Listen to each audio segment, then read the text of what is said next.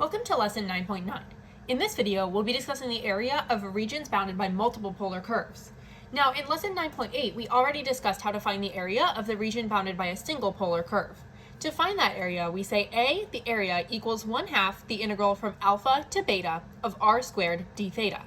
Now, the alpha is simply our starting angle, and the beta is our ending angle. And the r in here, this is the equation for the radius. Now, we can also apply this formula to two polar curves, not just one. This is a similar process to finding the area between curves, which was covered in Chapter 8, except now we're working with polar equations. So let's take a look at this first example. Find the area of the shaded region bounded by r equals 1 plus 2 times the cosine of theta and r equals 3 plus the cosine of theta on the interval from 0 to pi over 2, as shown. So we can see that it's going from 0 to pi over 2 because we're starting here at theta equals 0 and we're ending here at theta equals pi over 2. However, we do have to figure out which curve is the outer curve and which curve is the inner curve. This is fairly simple. We can plug in 0 to both curves and see which curve produces r equals 3 and which curve produces r equals 4. Hopefully you're able to see that just by looking at these, but if not, you could always write it out. You can say r is equal to, let's test this 1 plus 2 cosine theta first. We can say 1 plus 2 times the cosine of 0. We know that the cosine of 0 is going to be 1, so we're looking at 3 right here. Therefore, that means that this inner curve is 1 plus 2 cosine theta, and the outer curve must be 3 plus cosine theta. We'll first find the area bounded by this outer curve, r equals 3 plus cosine theta, on the integral from 0 to pi over 2, and then we'll subtract the area bounded by the inner curve, r equals 1 plus 2 cosine theta, on that same interval. So what that looks like mathematically, we'll say a equals 1/2 the integral from 0 to pi over 2 of the outer r squared. Now remember that the outer r is 3 plus cosine theta, so we have 3 plus cosine theta, and that gets squared with a d theta on the end.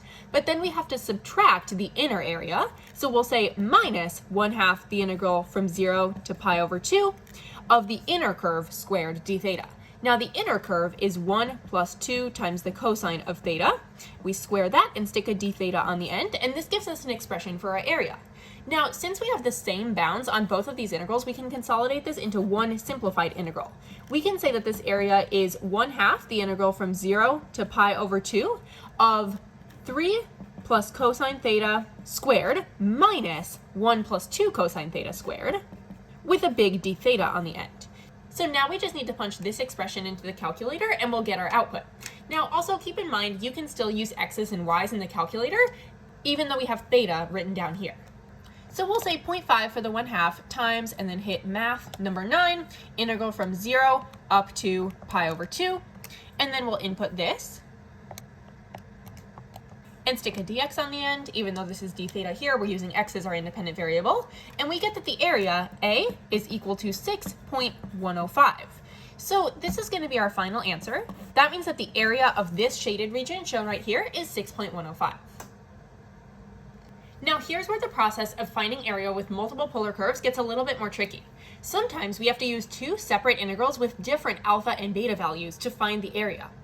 For instance, in this case right here, it says the graphs of the polar curves r equals 2 and r equals 3 plus 2 cosine theta are shown in the figure below.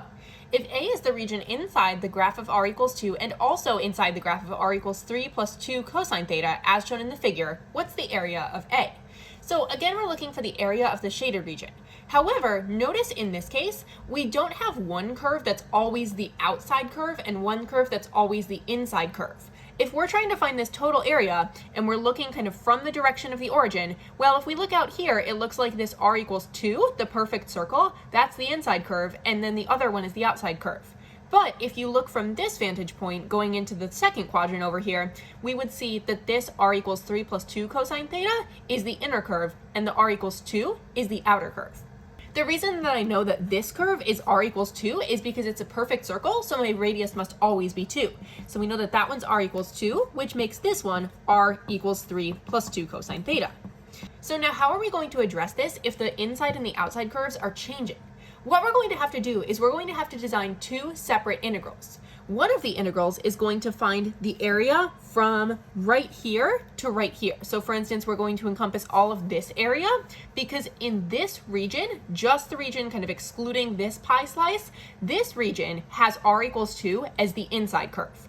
And then this region, kind of the little pie slice over here, this one has r equals 3 plus 2 cosine theta as the inside curve. So we're going to have to use two separate integrals to get our answer here. Now the next question becomes, well, what are the bounds? How do we know what this intersection point and this intersection point are? Well, we can pretty easily find this simply by setting our two r's equal to each other. So we want to find when the radius of this curve equals the radius of this curve. So to do that, we'll say 2 equals 3 plus 2 cosine theta. Then we can solve this one by subtracting 3 from both sides, and we get -1 equals 2 cosine theta. Then we have that the cosine of theta is equal to -1/2. And then we're going to have a lot of potential values for which this is true. Now, if you're having trouble thinking of this, remember that you can always sketch out a tiny little unit circle over here. We're looking for the cosine of theta to be equal to -1/2. So right here and right here, which would be 2 pi over 3 and 4 pi over 3. So we're going to say theta is equal to 2 pi over 3, comma, 4 pi over 3. Those are the first couple values that will make the cosine of theta equal to -1/2. Now we can take a look at this graph again. This angle is going to be theta equals 2 pi over 3, and this angle is going to be theta equals 4 pi over 3. So I'm just going to label that. Right here, I'm going to extend this line. This is my line theta equals 2 pi over 3, and this line right here, if I extend this one becomes theta is equal to 4 pi over 3. Okay, so now what do I do with that? Well, I'm going to focus first on just finding this area right in here. So let me shade in the area that I'm currently trying to find. It's just that tiny pie slice right in there. So I know that from 2 pi over 3 to 4 pi over 3, my inner curve is r equals 3 plus 2 cosine theta, and my outer curve is r equals 2. So let me set up my expression for that area. We're going to call this A1. I'm just going to label a little A1 right inside there. Now, let's think about how we could set up an integral to find A1. A common mistake is to take a look at the outside and the inside curves and to say, okay, I'm just going to do my outside curve squared minus my inside curve squared.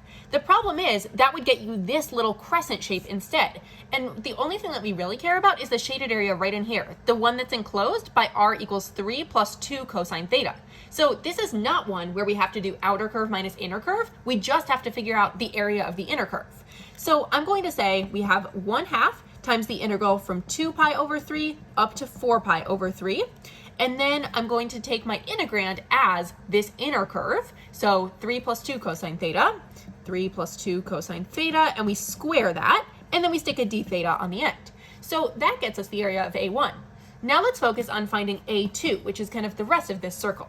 To find A2, what we have to do is integrate from 4 pi over 3 up to this angle. However, we can't call this one 2 pi over 3 because if we say, oh, I'm integrating from 4 pi over 3 to 2 pi over 3, that implies that you've gone backward around the unit circle. And we want to imply that we are going forward here, like we should be.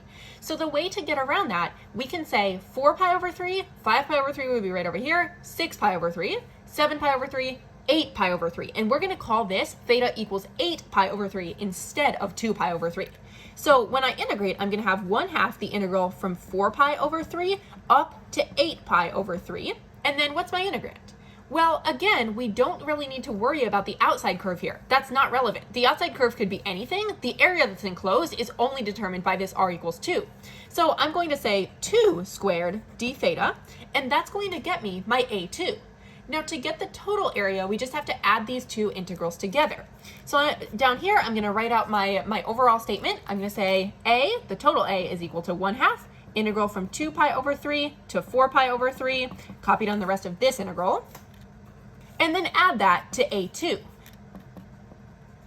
Then I can plug this in the calculator to get an actual value.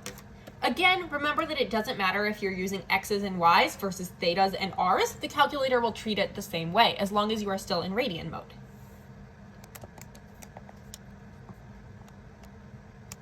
And my answer comes out to be 10.370. Therefore, A equals 10.370. Before we move on, here are just a few tips for finding area with two polar curves. Finding the points of intersection can be very easily obtained by just setting r equal to r. So for instance, in this case, we had to set r equals 2 equal to r equals 3 plus 2 cosine theta, and then we solved. Now to determine which curve is which, plug in some values for theta. If you're not 100% sure, this is a very easy way to determine which curve is the inner curve and which curve is the outer curve. Pay attention to whether one curve is always on the inside or whether the inside curve is changing. This example is an example of the inside curve changing because here the inside curve is this r equals 2, and here the inside curve is 3 plus 2 cosine theta. So that means that we have to use the method of splitting it apart into two separate regions. However, in some cases, like in that very first example that we went over, we did not have to split it into two separate regions. We just had to do one big integral with outer curve squared minus inner curve squared. So pay attention to which situation you're looking at. Now, finding the polar zeros can also help. Also, look for symmetry. If you have two of the exact same figure, maybe you just want to find the area of one and then multiply that by 2 to get the total area. In this example, another way that we could have found A2 is we could have just found this part, the top third right here, and then once we had the area of that, we could multiply that by 2 to get the total area for A2. So looking for symmetry like that can be pretty helpful. Let's try a multiple choice question. The figure shows the graphs of the polar curves r equals 4 and r equals 3 minus the sine of 2 theta. What is the sum of the areas of the shaded regions? First, let's identify which curve is which. The perfect circle is the r equals 4, because if our radius is always 4, that means that we're going to be generating a perfect circle. So this one will say r equals 4, and the inside curve, well, we're going to label the inside curve as our other one, which in this case is r equals 3 minus the sine of 2 theta. This is a situation where we have an outside curve the whole time and we have an inside curve the whole time, and the inside curve doesn't ever change to become the outside curve. So if I can find the total area enclosed by this circle and subtract out the area enclosed by this r equals 3 minus sine of 2 theta, I'll have my answer. Now, something that I do want to verify is I want to make sure that r equals 3 minus the sine of 2 theta takes exactly 2 pi radians to trace its way all the way around the circle. You'll see why this is important shortly. So the way that I'm going to do that, since this curve doesn't pass through 0 at all, I'm instead going to figure out, okay, when is r equal to 3? It looks like it should be happening 4 times within the span of 0 to 2 pi, 5 times if you were to count 0 and 2 pi. So let's just verify that. We'll say 3 is equal to 3 minus the sine of 2 theta, and that means that 0 is equal to the sine of 2 theta. So let's figure out at what values of theta does that occur. Well, we would have to have 2 theta equal to 0 or pi or 2 pi or 3 pi, etc. We can even say 4 pi, and I'm just going to do ... to show that that list continues. This means that our theta would be equal to 0, comma, pi over 2, comma, pi, and keep in mind I'm just dividing each of these by 2, comma, 3 pi over 2, comma, 2 pi, etc. So these are the values of theta at which r is equal to 3. This makes a lot of sense because we see that at 0, r is equal to 3, at pi over 2, it's equal to 3, at pi, it's equal to 3, at 3 pi over 2, it's equal to 3. So that verification is very important right there. So that means that from 0 to pi over 2, we've traced around this entire shape. It takes 2 pi units to enclose this entire region. Therefore, what we're going to do is we're going to start setting up our expression for the area. Now, first I'm going to come up with an expression for the area enclosed by r equals 4. This would be 1/2 times the integral from 0 to 2 pi of 4 squared d theta. Pretty simple. Then we're going to subtract the area enclosed by this kind of bean shape in here. So we'll say minus 1/2 integral from 0 to 2 pi. And this is where our verification is really helpful. We know that it takes exactly 2 pi to get back to where it started, and we want to trace around the whole thing. We want 0, pi over 2, pi, 3 pi over 2, 2 pi. So it takes from 0 to 2 pi to trace around this entire shape. That's how we get our bounds right here. Then our integrand is our curve squared, so 3 minus the sine of 2 theta squared d theta. Now, since we have the same bounds on these, we could combine it into one integral, which I'm going to do right below. Then I can use the calculator to obtain a decimal answer. And my answer is 20.420. This matches choice B. The figure shows the graphs of the polar curves r equals 2 and r equals 2 times the cosine of 5 theta. What is the sum of the area inside the curve r equals 2, but outside the petals of the curve r equals 2 cosine of 5 theta? I'm going to shade in the region that it's asking for to make it a little bit more clear to myself what I'm supposed to be doing here. So that shaded area is really what I'm looking for. Now, r equals 2, I know that that one is the perfect circle, because if the radius is always 2, that's going to form a perfect circle, which means that the inside one is the 2 cosine of 5 theta. Now, we need to figure out how many radians does it take for this curve, the r equals 2 cosine of 5 theta, to be completely traced around, to get all 5 petals in. The reason why that's important is that we're trying to find the area of the circle and subtract the area of all the petals here. But if we just assume that it takes exactly 2 pi radians for this r equals 2 cosine of 5 theta to be traced all the way around the circle, and it actually takes only pi radians, then we'd be subtracting double what we need to, and we won't get the correct answer. How I'm going to verify this is I'm going to set 2 equal to 2 times the cosine of 5 theta. That's going to tell me what each of these points are. So how frequently does it get around to those points? This means that we have 0 is equal to the cosine of 5 theta. And this means that 5 theta is equal to, well, then what values of cosine of something are going to make 0? Those somethings could be pi over 2, or 3 pi over 2, or 5 pi over 2, or 7 pi over 2, etc. Then we can divide each of these by 5 to get things like theta is equal to pi over 10, comma, 3 pi over 10, comma, 5 pi over 10. And you can probably sense where the pattern is going here. Now, notice that we would have to hit r equals to 1, 2, 3, 4, 5, 6 times, or 5, depending on how you think about it if you want to stop there, 6 times to make a complete petal around here, to trace around all the petals. The important thing is not what the actual values are, but how much is it from the first one to the last one. I'm going to add in the 11 pi over 10 so that we can see that one on here, because that's where it would be returning to its original point. So we have to go all the way from pi over 10 to 11 pi over 10 to trace out all of these petals within the circle. Now, that's only pi units. That means that if we integrate from 0 to pi and stick this curve squared as our integrand, that's going to get us the area of all the petals. This is why it's really important that we don't just automatically assume that it's 2 pi. What we're going to do now is set up our area. So the outer curve, we know that we have to integrate the outer curve all the way from 0 to 2 pi to get it to go all the way around the circle. Then we stick our radius, which is 2 squared d theta, on there, and then we have to subtract the area of the petals. Now remember, the area of the petals, we only want to integrate from 0 to pi. You could also go from pi to 2 pi, or even pi over 10 to 11 pi over 10 if you want to, but it just has to be a difference of exactly pi units. So we go from 0 to pi, and then we stick the radius, which is 2 times the cosine of 5 theta. We square that, and we stick a d theta on the end. In this case, we cannot combine these into one large integral, specifically because they don't have the same bounds on here. What we can do, though, is get a calculator approximation for this value. And that would be 9.425 if we round. That's the area of that shaded region. So this matches answer choice B. Here's a non-calculator multiple choice question. The polar curves r equals 2 plus 2 sine theta and r equals 2 minus 2 sine theta are shown in the figure. Which integral represents the total area of the shaded region? Symmetry is going to be really helpful here because notice that we have 2 of the same exact figures. Or if you think about it, we could have 4 of the same exact figures if we were to just find the areas of half of one of these. First, we have to figure out which curve is which. Let's plug in theta equals pi over 2 to see which curve winds up at positive 4 right here. If we take our first curve, r equals 2 plus 2 times the sine of theta, and we plug in pi over 2 for theta, remember that the sine of pi over 2 is 1. So we're really doing 2 plus 2 times 1, which winds up being 4. Now, that means that our top curve right here, this one is going to be r equals 2 plus 2 times the sine of theta. Now, this means that our bottom curve, the other curve, is r equals 2 minus 2 times the sine of theta. And if we can verify this by plugging in pi over 2 for that bottom curve, we say r equals 2 minus 2 times the sine of pi over 2. This is going to wind up being 0, which makes a lot of sense because we can see that at pi over 2, the bottom curve winds up at 0. Now we have to come up with an integral that represents the area of the shaded region. As I mentioned before, symmetry is going to be pretty helpful here. I'm going to take a look at just finding the area of this shaded region up here to see if maybe I could then multiply that one by 4 to get my total area.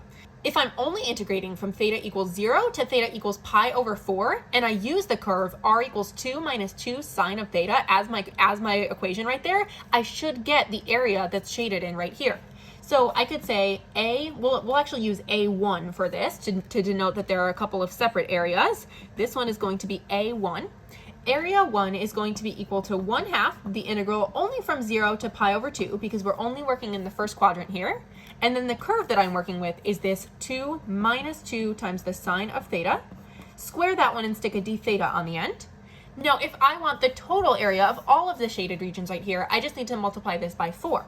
So my total area, I can say A is equal to 4 times the 1/2, the integral from 0 to pi over 2, etc. Copy this one down.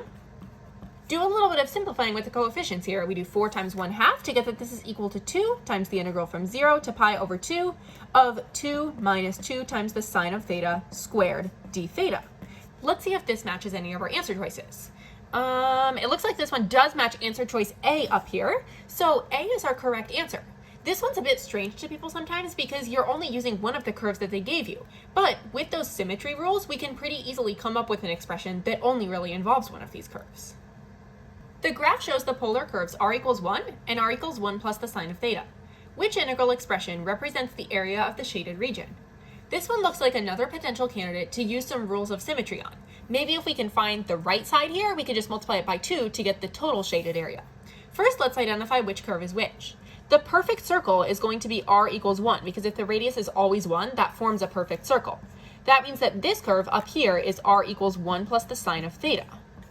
Let's begin by finding the area just of the shaded region that's in the first quadrant. Let's label this A1. We would simply say A1 is equal to 1/2 the integral from 0 to pi over 2 of 1 squared d theta. Now let's focus on finding A2, and I'm going to label A2 as this tiny little wedge right down here. It's a bit hard to see in here, but I'm just going to do my best, label that one as A2. Then when we go to come up with an integral for A2, the bounds become a little bit trickier to think about here because we could either go from 3 pi over 2 to 2 pi since it's the fourth quadrant, or we could say negative pi over 2 up to 0. Let's work with negative pi over 2 up to 0 just because I see those in 2 of my answers, so it might make it a little bit easier to match it to the right answer choice later. We'll say A2 is equal to 1/2 the integral from negative pi over 2 to 0 of, and then what's my radius here? Well, it's being enclosed by the curve r equals 1 plus the sine of theta. So I'm going to say 1 plus sine of theta squared d theta. Then if I add these together, I'm going to get the total area of this half. So if I add them together and multiply the entire thing by 2, I'll get the total right here. Let's do that right down here. Our total area, we'll say A equals 2 times, and then we'll add these two integrals together. Now 1 squared is just 1, so I'm just going to write 1 d theta right here. The very last step is just to distribute the 2 here. So instead of having a 1/2 in front of each of the integrals, it's just going to be a 1. So essentially what I have is A equals integral from 0 to pi over 2 of 1 d theta plus integral from negative pi over 2 to 0 of 1 plus sine of theta squared d theta. If you flip these two around, which we can, we would get answer choice D. So choice D is our correct answer since it matches this. Here's a calculator for your response question. The graphs of the polar curves r equals 3 and r equals 3 minus 2 times the sine of 2 theta are shown in the figure above on the closed interval from 0 to pi. We're just going to do part A for now, which says let R be the shaded region that is inside the graph of r equals 3 and inside the graph of r equals 3 minus 2 times the sine of 2 theta. Find the area of R. This is a situation where we're going to have to come up with 2 separate integrals with different integrands because we see that on the interval from 0 to pi over 2, I'm going to label this as 0 and pi over 2 instead of x and y to make it a bit easier. On that interval, the inside curve is this one, not the r equals 3. But then when we're on the interval from pi over 2 up to pi, then our inside curve is this one, the r equals 3. First, I'm going to set up the integral for this region. So I'm just going to shade in this region so that you can know what I'm talking about right there.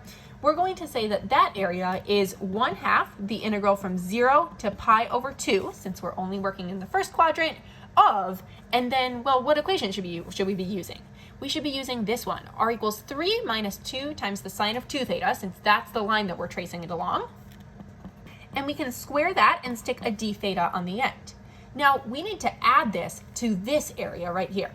To get this area, one way that we could do it is we could just think about the equation for an area of a circle, a equals pi r squared, and take a quarter of that using r equals 3, or we can do it using integration. Let's do it using integration just for some practice. So we're going to say plus 1/2 integral from pi over 2 up to pi, those would be the bounds in terms of theta for the second quadrant right here, of 3 squared d theta. Now, since this is a calculator question, we simply just have to plug this into the calculator and then we'll have our answer.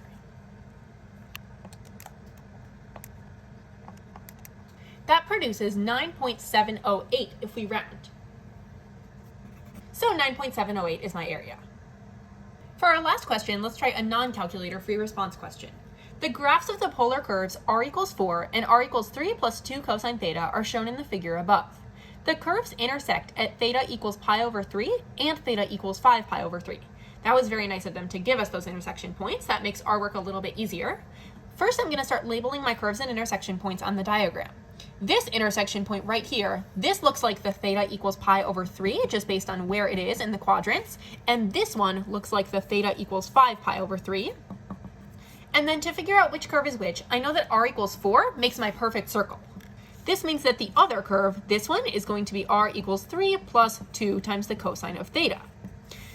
Now it says, let R be the shaded region that is inside the graph of r equals 4 and also outside the graph of r equals 3 plus 2 times the cosine of 2 theta, as shown in the figure above. Write an expression involving an integral for the area of R. To get the area of R, what we're going to have to do is integrate from pi over 3 all the way to 5 pi over 3 using our inner and outer curve rule. Notice that we have no shaded regions over here, so we can just completely disregard everything that's in that region.